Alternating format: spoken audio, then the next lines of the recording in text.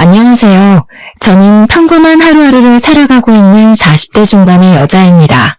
나이가 젊었을 때는 매일 새로운 일이 있었으면 좋겠다는 바람을 가지면서 살았던 것 같아요. 사랑을 찾을 때에도 남들보단 특별한 사랑을 해보기를 소망했었답니다. 매일 똑같은 쳇바퀴 굴러가듯이 사는 게 싫다고 느꼈던 적이 있었는데요. 제 인생에서 한 차례 큰 폭풍이 지나간 지금은 예전과 같은 평범한 일상으로 돌아오게 되어 감사한 마음으로 살고 있어요. 그 당시에는 너무 힘들었지만 이렇게 터놓고 이야기할 수 있게 되었다는 건 제 마음이 많이 여유로워져서인 것 같아요. 저의 이야기를 한번 들어봐 주시겠어요? 저는 40살이 될 때까지 자유롭게 살아왔어요. 어릴 때부터 꾸미는 데에 관심이 많아서 진로를 일찍 뷰티 쪽으로 생각하게 되었답니다. 그래서 대학 진학을 하지 않고 고등학교를 졸업하고 바로 뷰티 학원을 등록하게 되었죠. 그렇게 20대 초반에 네일숍을 시작해서 지금까지 해오고 있어요. 적성에 잘 맞아서 그런지 사업은 점점 번창했고 지금은 3개의 숍을 운영하고 있죠. 사람들 각자 자기에게 맞는 일을 해야 한다고 생각하기에 대학에 가지 않은 것을 후회하지는 않고 살아왔어요. 저는 어릴 때부터 제 생활비는 스스로 벌 수 있어서 자립도 일찍 하게 되었고 그 덕에 혼자 여행도 많이 다니고 하고 싶은 일은 해보고 살아올 수 있었거든요.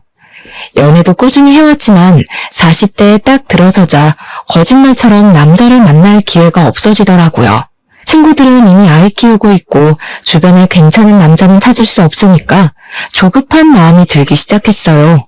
결혼을 하고 싶다는 생각이 그리 많지는 않았는데 주변에서도 슬슬 걱정을 하기 시작해서 결혼 정보 업체에 가입을 하게 되었죠. 몇 번 주선해주는 분들을 만나봤지만 제 마음에 들지는 않더라고요. 이럴 바엔 살던 대로 혼자 편하게 살자는 생각이 점점 커져갔고 마지막이란 생각으로 소개팅을 나가게 되었죠. 거기에서 지금의 남편을 만났답니다. 저보다 1살이 많았는데 풍기는 분위기가 학구적이라 그런지 나이보다 어려 보이더라고요. 술도 별로 좋아하지 않고 담배도 하지 않는 점이 가장 마음에 들었네요. 중소기업에 다니고 있다는데 연봉은 나이에 비해 솔직히 많이 모자랐지만 제가 사업을 하니까 금전 문제는 저에게 크게 중요하지 않았어요. 어리숙한 모습이었지만 우리나라에서 가장 명문대인 S대를 나왔더라고요. 자신과 반대인 사람이 끌리는 법이라고 제가 공부 쪽엔 재능이 없어서 남편에게 호감이 크게 느껴지기 시작했답니다. 그 후로 제가 더 적극적으로 나서서 데이트를 시작하게 되었어요. 제가 가만히 있으면 남편은 연락도 안 하고 아무것도 안 할 것 같더라고요. 그렇게 6개월의 짧은 연애를 했고 서로 나이도 있으니 결혼까지 빠르게 이어지게 되었답니다. 시댁은 그럭저럭 여유가 있는 평범한 집안이었는데 살고 있는 아파트가 자가라는 것만 알고 사실 자세한 건 알지 못했어요. 남편이 말수가 진짜 적어서 물어봐도 대답도 시원하게 안 해줬고요. 시부는 회사를 다니다 이미 오래전에 퇴직하고 노인대학에서 강의를 종종 하신다는데 남편과 같은 명문대를 나왔더라고요. 그리고 시누이가 2명이 있는데 첫째 시누는 전업주부인데 남편이 의사라고 자부심이 엄청났답니다. 솔직히 재력이 있는 집안도 아닌데 어떻게 의사 사위를 뒀나 궁금했었는데요. 신우도 알아주는 대학교를 졸업했는데 거기서 지금의 남편을 만나 연애를 오래 하고 결혼했다네요. 신우가 첫째 신우 자랑이 대단해서 신우가 한번 집에 오면 공주 행차하는 것처럼 대접을 하더라고요. 첫째 신우 온다는 날에는 밥상에 소갈비찜은 기본이고 메뉴가 달라졌답니다.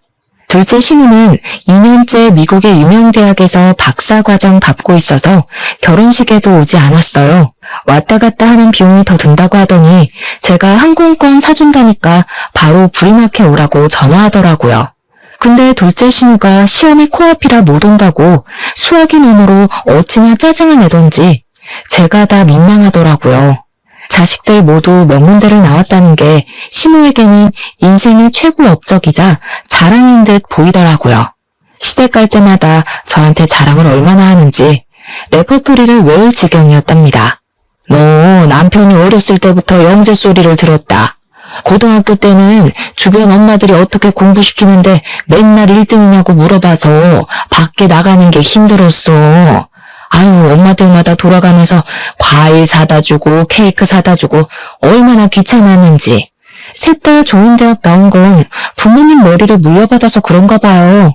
아버님도 좋은 대학 나오시고 어머님도 같은 대학 나오셨어요? 넌 뭘 그렇게 꼬치꼬치 하려고 그러니? 근데 너는 내가 이런 얘기해도 아무렇지도 않니? 애가 자존심도 없나? 요즘 세상에 고졸이 뭐니? 내가 남사스러워서 어디 말도 못한다. 너 학창시절에 뭐 날라리 그런 거였니? 우리 아들이 공부만 하다 보니까 참한 여자 보는 눈이 부족했지. 갑자기 시모가 제 학력을 갖고 저런 말을 하니 벙찌더라고요. 이런 말을 들은 게 결혼한 지 2주도 안 지났을 때였답니다. 그리고 그때부터 당연하다는 듯이 제 학력을 가지고 깎아내리기 시작하더라고요. 시모는 전화나 메시지를 자주 보내는 편이었어요. 저는 일하느라 정신이 없는데 전화 한 번 안 받으면 난리가 나서 점점 스트레스가 되더라고요. 시댁으로 오라는 소리는 어찌나 자주 하는지, 특히 첫째 시모가 집에 오는 날이면 저와 남편도 무조건 가야 했어요. 제가 일이 있거나 약속이 있어도 무조건 시모 스케줄에 맞춰야 하는 거였죠. 우리 남편이 실력이 좋아서 예약이 너무 밀리는 거야. 이럴 거면 그냥 개원해서 크게 하는 게 맞는 것 같지? 친구들도 자꾸 우리 남편 병원 예약 좀 해달라고 하고 피곤해 죽겠어. 다 네가 잘난 덕에 피곤한 건데 어쩌겠어. 우리 딸은 얼굴도 이뻐 공부도 잘해. 남편감도 대단한 의사로 데려오고 어디 빠지는 데가 없어. 세훈이 듣는데 민망하게 왜 그래? 어릴 때 공부해야 될 때는 공부를 해야 되고 결혼할 땐 결혼을 해야 되고 사람은 때를 잘 맞춰 사는 게 좋은 것 같아. 세훈이는 좀 타이밍이 안 맞았네요. 공부는 너무 빨리 놓고 결혼은 너무 늦게 했네. 그래서 우리 오빠를 만났나? 아가씨, 요즘 들어 볼 때마다 학력 얘기하는데 좀 불편하네요. 나 공부 못하지 않았어요. 하고 싶은 일이 있어서 빨리 시작한 거지 대학 못 간 게 아니에요. 말 좀 가려서 해요. 어머, 언니 대학 못 간 거 콤플렉스 있어요? 꼭 그런 사람들이 못 간 게 아니라 안 갔다고 하더라고. 신우는 얄밉게 웃으면서 자리를 뜨더라고요. 저는 은근히 무시하는 시댁 식구들의 태도에 점점 화가 쌓이기 시작했어요. 제가 이룬 커리어가 왜 시댁에만 오면 고졸이라고 후려쳐줘야 하는지 이해를 못하겠더라고요. 저는 시부와 멍하게 텔레비전을 보고 있는 남편을 끌고 베란다로 가서 문을 닫았죠. 당신 어머니랑 아가씨 하는 얘기 다 들었지? 내가 그렇게 무시를 당하고 있으면 와서 한 소리 해야지. 어쩜 그렇게 가만히 있어? 왜 또 가만히 있는 사람 시비야? 너 고졸 맞잖아. 아니라고 하면 뭐 달라져? 솔직히 졌는데도 아니고 고졸은 쪽팔린 거야. 그냥 가만히 있어. 남편이 거실로 가버리려길래 얼른 손목을 잡았는데 차갑게 뿌리치고 들어가 버리더라고요. 어이가 없어서 그 길로 바로 집에 가버리려고 가방을 들고 밖으로 나와버렸답니다. 남편은 저를 휙 보고는 무시하고 따라오지도 않더라고요. 저는 서러움에 눈물이 나려는 걸 꾹 참고 아파트 현관을 나왔죠. 그때 언제 밖에 나갔었는지 신우와 심해부가 팔짱을 끼고 걸어오더라고요. 저는 마주치기가 싫어서 어두운 쪽으로 몸을 숨겼답니다. 두 사람이 출입구 앞에 멈춰서더군요. 저는 숨은 모습을 들키면 더 우스워질 것 같아 꼼짝도 하지 않고 있었죠. 오빠랑 세연이 와 있는데 진짜 꼴 보기 싫어. 고졸 주제에 가방은 비싼 거 들고 오고 그런다고 싸구려가 명품 되겠어? 형님 거의 10년을 백수였던 거 다 알고 결혼한 거래? 고졸이라더니 진짜 결혼이 급했긴 급했네. 그 가방 갖고 싶으면 하나 사. 남편이 의사인데 그까짓 거 뭐라고. 사실 우리 오빠랑 결혼한 것만 봐도 어느 정도 급인지 나오잖아. 나이는 많고 갈 데는 없으니까 나이 많은 백수한테 시집이나 오고 한심해 둘 다. 아무튼 형님 외에 어디 가서 말하긴 좀 불편하긴 하네. 백수랑 고졸 날라리하니. 앞으로 가족 행사 있을 때 친척들 앞에서도 쪽팔려서 어떡해? 그래도 골칫거리였던 오빠 데려가서 입혀주고 먹여주니 다행이지. 안 그럼 계속 우리한테 빌붙었을 거 아냐? 당장 둘 앞에 나가서 따지고 싶었지만 손이 부들부들 거리더라고요. 두 사람은 안으로 들어가 버리고 저는 튀어나올 것 같은 심장을 진정시키려고 애쓰며 차로 갔어요. 남편이 10년 동안 백수였다는 사실을 전혀 몰랐던 터라 큰 충격을 받았습니다. 어쩐지 모아둔 돈이 너무 없다고 생각했는데 결혼을 하려고 급하게 회사를 들어간 건 아닌지 의심이 들었어요. 제가 수입이 남편 월급이 너무 작긴 하지만 그래도 매달 안정적으로 나오는 게 어디냐는 생각으로 너무 안일하게 넘겼다는 생각이 들더라고요. 시모가 내 앞에서 티내지는 않았지만 그동안 남편이 집안에서 어떤 대우를 받고 살았는지 알 수 있을 것 같았어요. 그래서 저를 그렇게 쉽게 무시할 수 있었던 거였겠죠. 저는 남편에게도 속았다는 생각이 들고 시댁에도 너무 실망을 해서 당분간 어떤 이유로든 가지 않기로 마음먹었답니다. 그렇게 시모의 연락을 무시한 지도 오래 지났어요. 꽃이 잔뜩 나오는 동영상이나 건강에 대한 쓸데없는 정보 같은 걸 매일 보내서 스트레스를 많이 받았었는데 아예 차단해버리니 속이 다 시원하더라고요. 남편이 주는 생활비도 이상하게 점점 줄어가기 시작하더니 한 달, 두 달 건너뛰는 일도 생기기 시작했어요. 사실 남편이 주는 돈은 한 달 살기엔 너무 적었지만 그래도 티내지 않고 내가 더 보태서 쓰자는 생각으로 살았어요. 제가 거의 3배는 더 쓰면서 가정을 꾸려가고 있는데 남편에게 싫은 소리 한 번도 한 적 없답니다. 하지만 남편이 숨겼던 과거를 알게 되자 점점 정이 떨어져서 저도 싫은 소리를 하게 되더라고요. 월급은 매달 똑같은데 왜 생활비는 매달 다르게 주는 거야? 어디 다른 데 쓰고 다녀? 쓰긴 뭘 써. 야근하고 그러면 월급 더 나오는 거고 암튼 다 달라.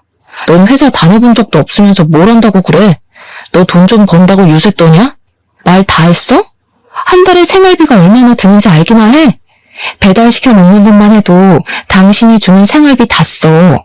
어떻게 돌아가는지 알려고 하지도 않잖아. 당신은 맨날 먹고 핸드폰하고 자는 게 최고니까.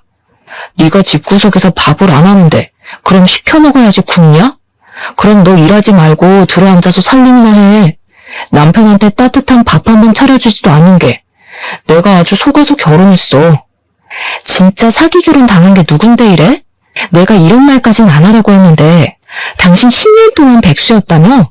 난 회사 다닌 적은 없어도 내가 사업체 몇 개를 꾸리는 사람이야. 당신보단 내가 사회생활 훨씬 오래 했어. 왜 사람을 무시해? 너 그거 누구한테 들었어? 엄마야? 아씨야. 10년 아니야. 9년이었어. 그래, 너 잘났다. 대학 안 다니고 사회생활에서 얼마나 굴러먹었는지 모르겠지만 돈만 잘 벌면 다냐? 에이. 결혼 전엔 화도 잘 못 내고 심성이 고운 줄 알았지만 남편은 누구보다도 다혈질에 콤플렉스로 가득 찬 사람이었답니다. 자그마한 일에도 크게 화를 내고 과민하게 반응하는 게 예사였어요. 대화를 시작하면 거의 큰 소리를 치며 마무리가 되었기 때문에 우리는 서로 거리를 두며 대면대면하게 지내기 시작했죠. 저는 마음이 심란할수록 일에 더 열중했어요. 고용한 직원 수도 만만치 않았기 때문에 하루에 한 번씩 숍들을 돌아다니며 관리하다 보면 어느새 밤이 되어 있는 때가 많았답니다. 어느 날 시모가 계속 전화를 해대더라고요.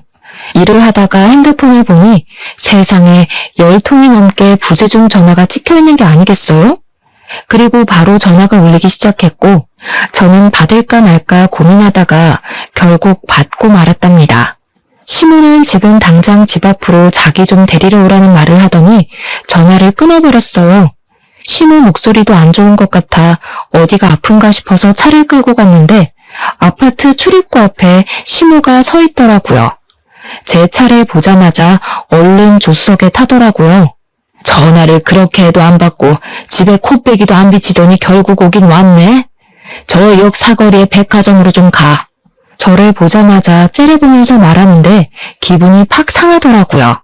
제가 운전하지 않고 가만히 쳐다보고 있으니 출발하라며 삑 소리를 지르는 게 아니겠어요?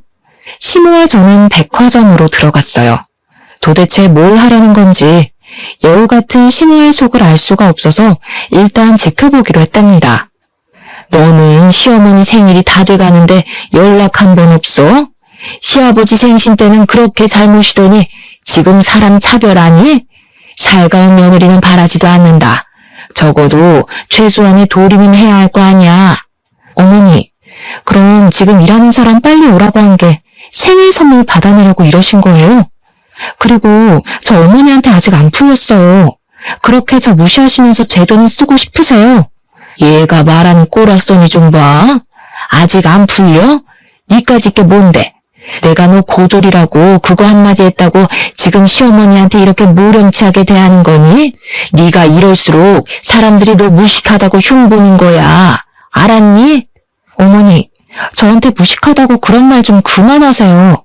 그러는 어머니는 대학 나오셨어요? 고등학교는 나오셨어요? 야, 너 사람 많은 데서 자꾸 큰 소리 나게 할래? 나는 자식 3명을 다 명문대 보낸 사람이야. 네가 자식 낳아서 S대 한번 보내봐. 그럼 내가 너 인정해 줄게. 잔말 말고 따라와. 시모는 있는 힘을 다해 저를 째려보고는 앞장서서 걸어갔습니다. 머리 끝까지 화가 차올랐지만 일단 시모가 뭘 하려는 건지 따라가 보았어요. 시모가 들어간 곳은 명품 매장이었죠. 너 지금 메고 있는 그 가방 여기 거 맞지? 그거랑 똑같은 거 색깔만 좀 다른 걸로 나 하나 사다오.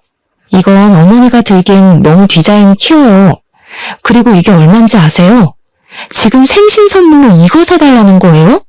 너 시아버지 생신 때는 그 비싼 식당에서 밥도 척척 사고 선물도 비싼 걸로 가져오더니 나한테 쓰는 건 아깝다 이거야? 너 돈 잘 번다며? 네일숍이 3개라며? 학벌이 안 되면 돈으로 잘난 척 좀 해보라고. 아버님 생신 때 식당은 신우가 마음대로 예약한 거였고요. 그때도 신우가 오빠한테 하도 쏘라고 그래서 그냥 제가 낸 거였어요. 아무튼 결혼하고 처음 만난 시어머니 생신인데 이깟 가방 하나 사주면 어때서 왜 이렇게 말이 많아? 네가 내 마음에 안 드는 거 사올까 봐 내가 미리 생각해서 데려온 거니까 잔말 말고 계산해. 여기요. 이 가방 다른 색깔은 없어요?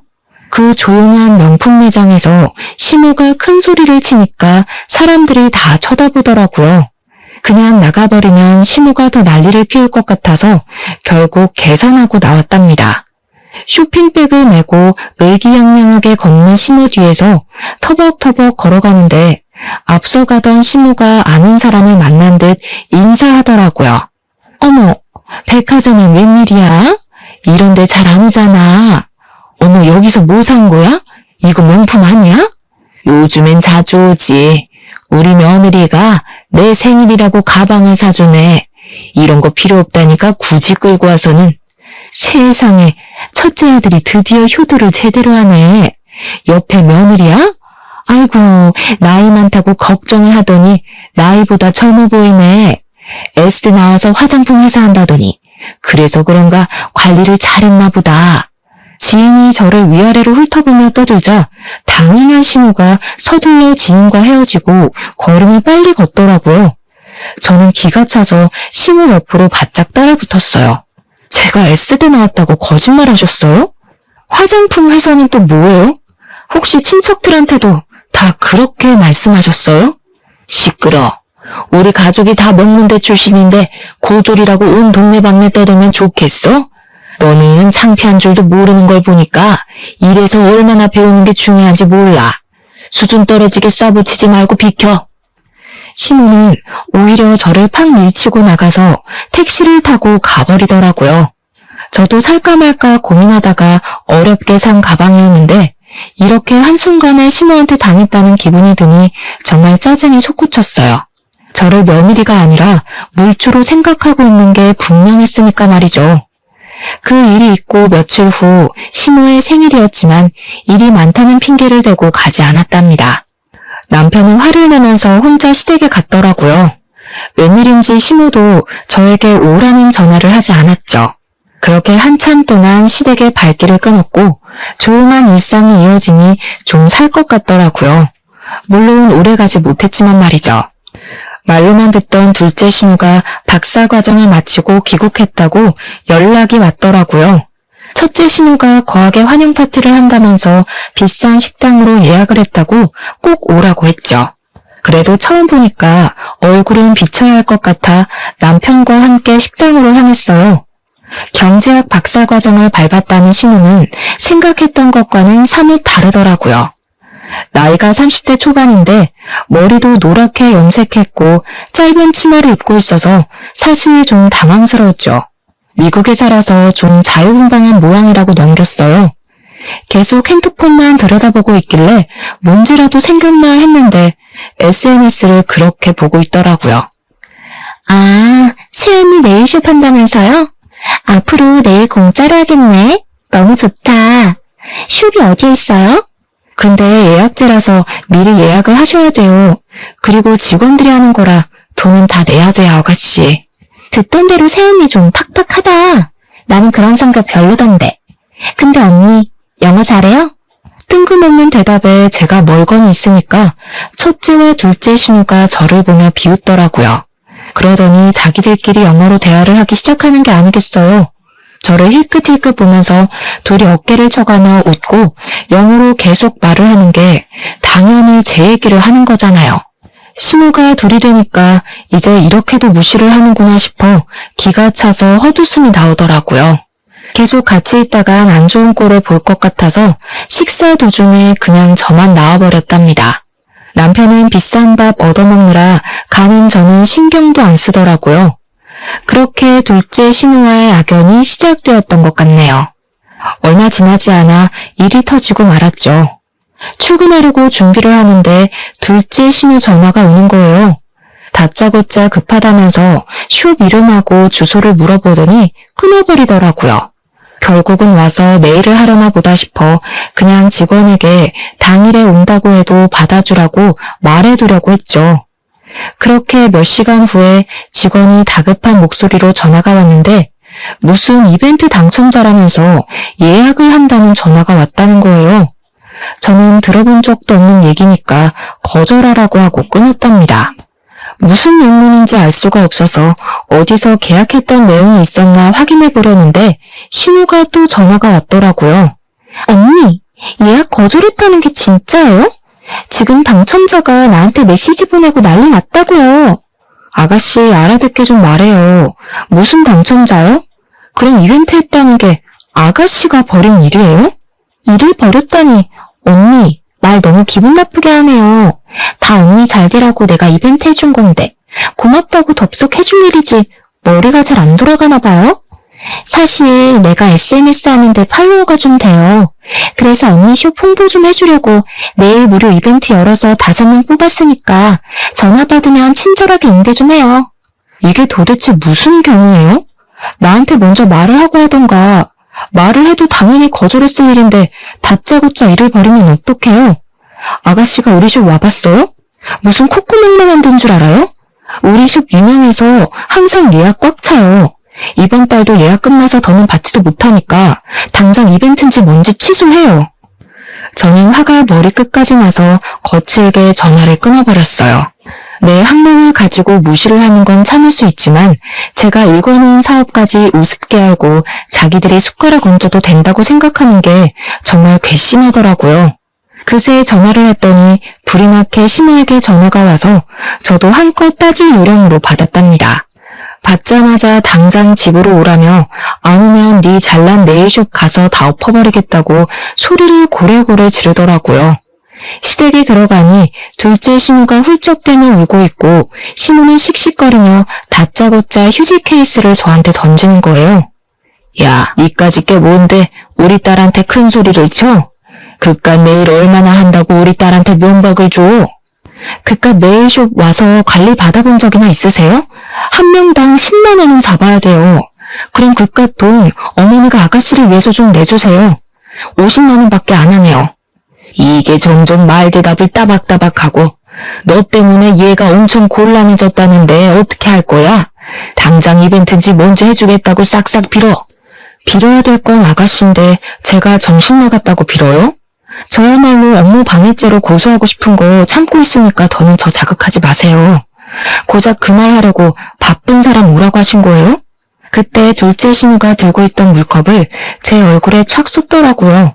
저는 너무 갑작스러워서 눈을 동그랗게 뜨고 신우를 쳐다봤죠. 보자 하니까 우리 엄마한테 무슨 말버릇이야? 이 무식한 게. 언니가 말하는 게 다 맞았네. 나이만 먹은 게 머리는 텅텅 비고 싹수는 더럽게 없다더니. 저는 너무 화가 나서 신우 머리채를 확 잡아버렸어요. 신우가 힘없이 제 쪽으로 휙 딸려오더라고요. 저도 소리를 지르며 신우 머리를 뒤로 확 제껴버렸답니다. 그걸 본 신우가 냄비에 차가운 물을 받아와서는 저한테 뿌리는 게 아니겠어요. 저는 머리부터 블라우스까지 흠뻑 젖어버렸답니다. 이게 진짜 돌았나? 우리 박살 딸 머리를 잡아? 이 무식한 년아, 맛 좀 봐라. 신우가 축축한 제 머리채를 세게 움켜잡고 흔들기 시작했어요. 저는 너무 아파서 비명을 질렀죠. 그때 문을 열고 들어온 남편이 자기 엄마를 크게 부르더라고요. 제가 단판을 지으려고 시댁에 오기 전에 남편에게 전화해서 오라고 했거든요. 신우가 주춤하는 사이 저는 신우를 확 밀어버리고 비틀거리며 시댁을 나왔답니다. 남편은 저를 따라 나오지도 않고 심지어 밤 늦게 제가 잘 때쯤 몰래 들어오더라고요. 그렇게 남편에 대한 실망감은 더욱 쌓여만 갔는데 완전히 신뢰를 잃을 만한 일이 터졌답니다. 남편은 저녁 일찍 퇴근하기에 저보다 먼저 집에 들어와서 우편함은 남편 담당이었어요. 하루는 제가 오후에 집에 갈 일이 생겨서 들어가는데 우편함에 편지가 있더라고요. 확인해보니 카드 회사들과 대부업체에서 날아온 독촉장이었어요. 저는 남편 빚이 거의 5천이 되는 걸 알고 기함을 했어요. 스케줄을 취소하고 남편이 올 때까지 기다렸죠.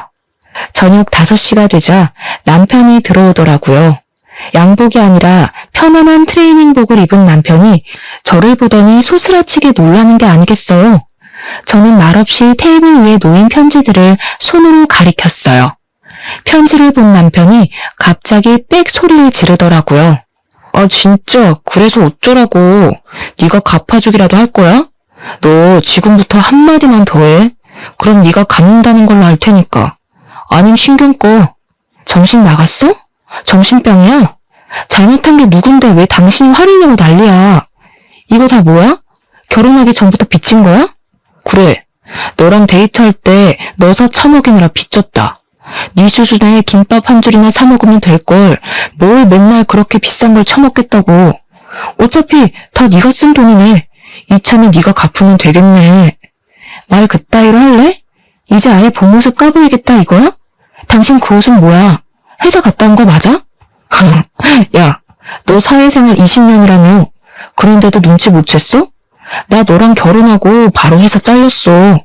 그래서 그 잘난 생활비 대려고 카드 서비스까지 받은 거야. 다 네 탓이네, 그러고 보니까. 뭐? 맨날 네 탓이라고 하면 다 해결되니? 이 거지 같은 인간아. 네가 능력 없는 건 알았지만 이렇게 바닥인 줄은 몰랐다. 야, S대 나는 뭘 하니? 평생 밥벌이도 못하고 사는데. 이 무식한 게 감히 어디서 S대를 입에 올려. 대학 문턱도 못 가본 놈이? 남편은 저에게 와락 달려들었고 저는 숨을 쉬기 힘들었어요. 저는 살기 위해 본능적으로 남편 손을 마구 긁었고 있는 힘을 다해 남편을 밀어내고 집을 뛰쳐나왔답니다. 남편과 사이가 좋았다고 해도 신우의 막말과 시댁 식구의 무시 때문에 헤어질 이유가 충분한데 남편까지 바닥이었으니 더는 견딜 수가 없었어요. 이때가 남편과 헤어지기로 결심을 하게 된 순간이었어요. 그 뒤로 저는 시댁의 발길을 딱 끊었답니다. 제가 대꾸도 하지 않으니 심심해서였을까요? 무슨 신데렐라 의붓 언니들도 아니고 쇼베의 첫째와 둘째 신우가 나란히 찾아와서 안이 꼬인 표정으로 저를 보고 있더라고요. 더 웃겼던 게 신우한테 빼앗기듯이 사준 명품백을 첫째 신우가 들고 있는 게 아니겠어요. 손님들과 직원들이 다 있으니 최대한 아무렇지도 않게 상대를 해줬는데 새언니 덕 좀 보자면서 네일 좀 해달라고 하더라고요. 저는 숍 관리를 하다 보니 네일을 직접 한 지는 꽤 오래되었지만 예약이 꽉 차서 직원이 모자랐기 때문에 어쩔 수 없이 제가 해주기로 했답니다. 케어를 해주고 있는데 첫째 신우는 저를 마치 아랫사람 대하듯이 하대를 하는 말투와 행동을 하는 거예요. 평소에 서비스 직군 사람들에게 어떻게 행동을 하는지 딱 알겠더라고요. 뒤집어 엎고 싶었지만 직원들 눈이 있어서 꾹 참았죠. 내가 평소에 하는 데보다 못하는 것 같은데? 세연이 실력이 이런데 장사는 꽤 잘 되네. 위치가 좋아서 그런가? 역시 병원도 목이 좋은 데다가 해야 돼. 어디로 할지 머리가 아프다니까. 형부 병원 크게 개업한다면서 어디다 하라고? 우리 집 근처에 사면 가깝고 좋잖아. 한층 다 빌려서 하는 거야? 넌 형부 그릇이 그것밖에 안 될 것 같아? 층수 낮은 건물 통째로 차리려고 알아보고 있어. 친정 동네는 너무 후지고 좀 돈 있는 데서 해야 잘 되지. 아, 지금 알아보는 데가 세연이 친정 쪽인 것 같은데? 그래요? 나도 친정 쪽에서 숍 하나 더 내려고 찾아봐서 그쪽은 꽤 잘하는데 괜찮은 데 많죠. 콧구멍한 숍이랑 병원이랑 비교가 돼요? 세연이 은근히 자랑질 많이 하는 거 알아요? 무식해 보이니까 좀 고쳐요. 가족이니까 이런 말도 해주는 거예요. 저는 신우들을 빨리 보내려고 참을 인자를 새기며 내일을 마무리해 주었어요. 역시나 예상했던 대로 돈을 안 내고 가려고 하더라고요. 큰 병원 한다는 사모님이 숍 규모 보면 몰라요. 내가 주먹구구식으로 장사하는 데 아니고 세금이며 월급이며 제대로 내고 하는 거예요. 난 친정엄마가 와도 돈 받으니까 돈 내고 가요. 내일도 거지같이 해줬으면서 그 돈을 다 받아먹으려고요? 돈 어지간히 밝혀 진짜. 이래서 수준 맞는 사람끼리 어울려야 되는 건데 가족이라고. 아, 이깟 돈 내면 그만인데 세연이 태도가 너무 재수없어서 절대로 돈 못 주겠네. 꼬우면 경찰 부르던가. 첫째 신우가 카운터에 놓여있는 명함이나 물건들을 바닥으로 던지기 시작하는데 정말 미치겠더라고요. 손님들이 놀라서 웅성대니까 매니저가 저에게 급히 달려왔답니다. 저는 결국 돈 받는 걸 포기하고 신우들을 출입문 쪽으로 끌고 나갔어요. 야, 이 거지 같은 것들아. 그게 어느 수준인 거 잘 알겠으니까 가라 가. 다신 여기 얼씬도 하지 마.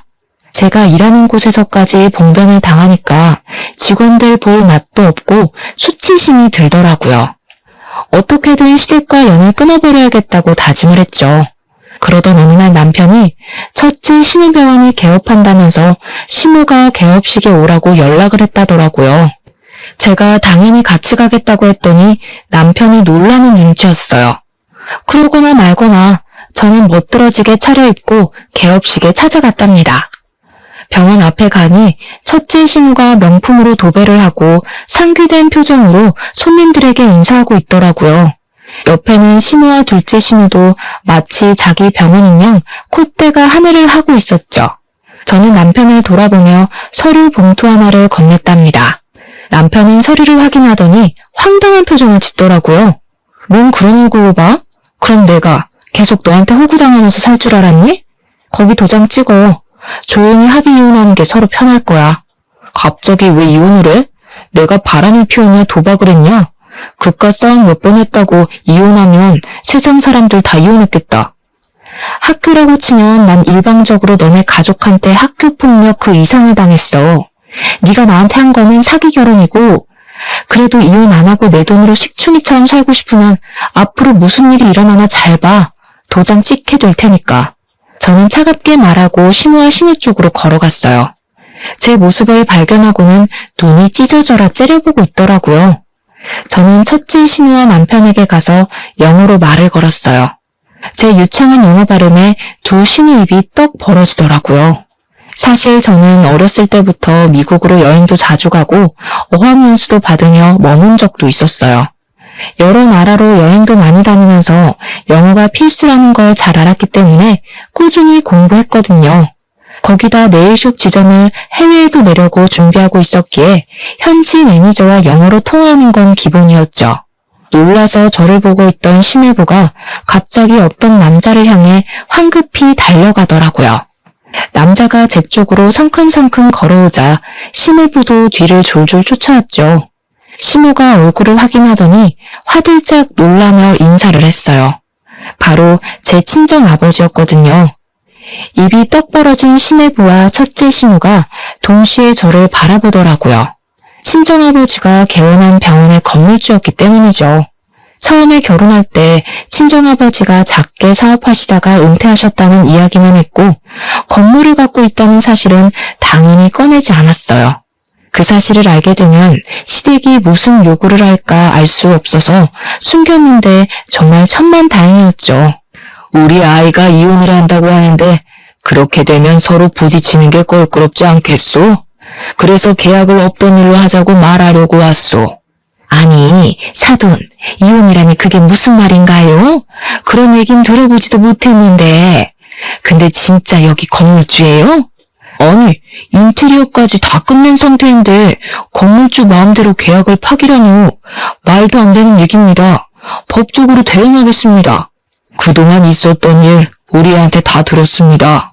남의 귀한 딸 데려다가 호구처럼 부려먹고 무시를 하다니 제정신입니까? 싹 다 고소해버리려는 거 참고 있으니까 조용하게 처리합시다. 그리고 법대로 할 거면 계약서나 다시 읽고 오시던가. 낡은 빌딩 싹 뜯어고치느라 몇 억이 들었는데 지금 무슨 개소리야. 당신이 건물주면 다야? 진짜 그 아버지 그 딸이네. 우리는 절대 못 나가니까 경찰 불러, 경찰. 저는 한심한 눈으로 제정신이 아닌 것 같은 신우를 바라보았죠. 저는 신우가 친정 근처에 빌딩을 찾고 있다는 말을 들었을 때 살짝 친정아버지 건물 얘기를 흘렸답니다. 그리고는 바로 아버지에게 찾아가서 그동안 있었던 일을 다 이야기하고 이혼하도록 도와달라고 말씀드렸죠. 평소에 냉정한 성격인 아버지가 가만히 안 두겠다며 불가치 화를 내시더라고요. 아니나 다를까 심해부가 건물을 빌리고 싶다는 부동산에 연락을 받았고 아버지는 갑인 건물주가 원할 때는 언제든지 계약 파기가 가능하다는 내용을 교묘하게 계약서에 적어두셨답니다. 그리고 시세보다 훨씬 싸게 월세를 제시하니 심해부는 제대로 확인도 하지 않고 바로 계약을 해버린 것이죠. 계약서를 확인해본 심해부의 두 손이 덜덜 떨리자 일이 심각하게 돌아가는 걸 눈치챈 첫째 신우가 심호를 뒤에서 쿡쿡 찌르더라고요. 사돈, 뭔가 오해를 하신 모양인데 가족끼리 다툼이 좀 있었던 건 맞지만 그렇게 심각한 건 아닙니다. 화를 좀 푸시고 천천히 대화를 해보는 게 어떠실까요? 예, 그동안 마음 상한 게 있었다면 내가 사과하마. 어떡하죠? 마음이 좀 상한 게 아니라 이혼 안 하면 제가 죽을 것 같은데요. 당신 그 잘난 백수아들 돌려드릴 테니까 잘 끼고 살아보세요. 그렇게 미안하시다면 무릎 꿇어보시던가요. 얼굴이 파래진 심호가 첫째 심호를 돌아봤는데 심호 눈을 싹 피하더라고요. 고개를 푹 숙인 심호가 덜덜 떨며 무릎을 꿇었답니다. 심호가 울먹이며 제 바지가랑이를 잡더라고요. 이제 됐니? 내가 이렇게 사과하마. 화 좀 풀어라.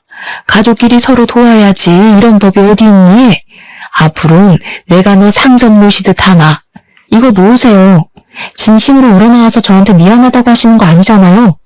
잘난 따님이 이렇게 된 건 다 어머님이 뿌린 씨 거둔 거니까 제 탓은 마시고요. 야, 이게 진짜 정신 나갔나? 네가 뭔데 우리 집을 풍비박 쌌네. 너 오늘 내가 가만 안 둬? 저는 둘째 신우 손에 들려있던 테이크아웃 컵을 뺏어서 신우와 둘째 신우 얼굴에 순식간에 뿌려버렸어요. 끈적한 포도주스가 두 사람 얼굴에 범벅이 되었죠. 지켜보던 남편 사색이 되어 풀썩 주저앉더라고요. 어머니는 모르시겠지만 제가 꽤 성공한 사업가거든요. 그래서 계산이 정확해서 빚지고는 못 살아요. 저번에 받은 거 돌려드린 거예요. 이해하시죠? 그러고는 조용히 핸드폰을 열어 녹음한 내용을 재생했고 영어 대화가 흘러나왔어요. 영어를 알아들은 둘째 신우가 제 핸드폰을 뺏으려고 달려들더라고요. 저는 재빨리 옆으로 피했고 신우는 땅바닥으로 고꾸라졌답니다. 어머니도 영어 못 알아들으시니까 무슨 내용인지 모르시겠죠? 제가 둘째 아가씨 다니던 학교랑 주고받은 메일도 있으니까 편지로 보내드릴게요. 못 믿으시겠다면 공증까지 해서 보내드릴게요. 하고 다니는 꼬락서니가 영 수상해서 그 박사과정 했다던 미국 학교로 전화를 해봤거든요, 제가. 근데 아가씨 이름이 없다네요? 저는 혼이 나가버린 시댁 식구들을 남겨두고 돌아섰답니다. 남편은 어떻게든 이혼은 안 하려고 했지만 저는 소송 이혼으로 완벽하게 이혼할 수 있었죠. 남편이 한 푼도 없었기에 정신적인 피해 보상이나 위자료는 받을 수 없었지만 저를 갉아먹는 시댁과 깔끔히 정리가 된 것만으로도 다행이라는 생각이 들었어요. 소송 과정에서 알게 되었는데 병원을 무리하게 개원하느라 막대한 빚을 졌던 첫째 신우는 살던 아파트까지 처분해야만 했고 첫째 신우한테 돈을 빌려줬던 시댁도 빚더미에 올라앉았다고 하더라고요. 전 남편은 여전히 백수로 지내며 늙은 시부모에게 빈대부터 살고 있고요.